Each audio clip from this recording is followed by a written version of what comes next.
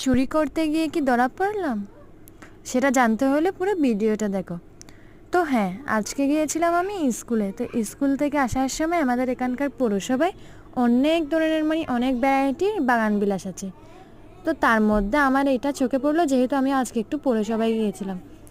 তো সেখান থেকে এই ডালটা নিলাম, আর ওনারা ডালটা আমাকে নিতেও দিয়েছে, কোনো কিছু বলেনি।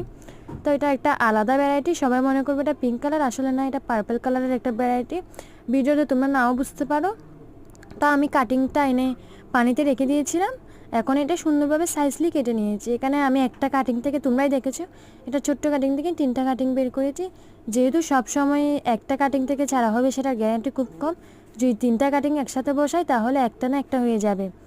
তো আমার চ্যানেলে অনেক ধরনের বাগান বিলাসের ছাড়া করার ভিডিও আছে অলরেডি। তো আমি এটা আরেকটা হচ্ছে ভ্যারাইটি, আমার বাগান বিলাসের ভ্যারাইটিগুলো রাখতে অনেক ভালো লাগছে, তাই জন্য আমি অনেক ধরনের ভ্যারাইটি অ্যাড করতে চাই। তো আপাতত আমি 2টো ভ্যারাইটি অ্যাড করতে পারছি, বসিয়েছি, এখনও ছাড়া হয়নি। ছাড়া হলে আপডেট দিব তোমাদের। তো আমি এটা বালিতে গ্রো করব। বালিতে কিন্তু বাগান বিলাস খুব তাড়াতাড়ি গ্রো হয়।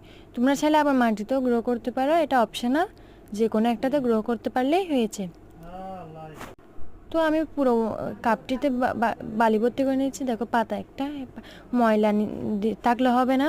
তো পুরো বালি ভর্তির ওয়ান টাইম কাপটাতে আমি পুরো বালি করে ভর্তি করে দিলাম। এরকম ওয়ান টাইম কাপেও বসাতে পারো, আবার অন্য কোনো একটা পাত্রতে বসালেই হচ্ছে। তো আমি রুট হরমোন হিসেবে অ্যালোভেরা লাগাবো। তো এটা দেখাতে গিয়ে তোমার ভিডিওটা করতে গিয়ে আসলে আমি মোবাইলটা ফেলে দিলাম, কিন্তু হাতে নিয়ে নিয়েছি পরে। তো ভালো করে দেখিয়ে দিচ্ছি তোমাদের। আর অ্যালোভেরাটা কী জন্য লাগাচ্ছি সেটাও বলে দিই। এটা হচ্ছে রোড হরমোন হিসেবে লাগাচ্ছি। অ্যালোভেরা গোড়ার দিকে লাগিয়ে দিলে কিন্তু খুব তাড়াতাড়ি শিকড় বেরিয়ে যায়। তো আমি অ্যালোভেরাটা ভালোভাবে লাগিয়ে নিচ্ছি।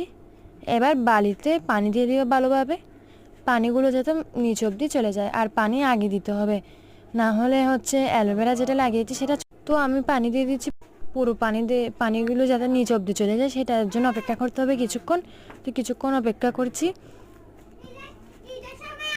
তো আমি এবার অতিরিক্ত পানিগুলো ফেলে দিচ্ছি। পানি একটু বেশি হয়ে গিয়েছে, অতিরিক্ত পানিগুলো ফেলে দিলে ভালো হবে। তো অতিরিক্ত পানি ফেলে দিলাম। এবার হচ্ছে কাটিংগুলো এক এক করে বসিয়ে দিচ্ছি তিনটা। তো তোমরা যদি এটা শিকড় বেরিয়েছে কিনা সেটার আপডেট পেতে চাও তাহলে চ্যানেলটা সাবস্ক্রাইব করে রাখো, যাতে খুব তাড়াতাড়ি তোমরা আপডেটটাও পেয়ে যেতে পারো। তো আমি এবার সবকটা কাটিং বসিয়ে ছায়াযুক্ত স্থানে রেখে দিব কয়েকদিনের জন্য।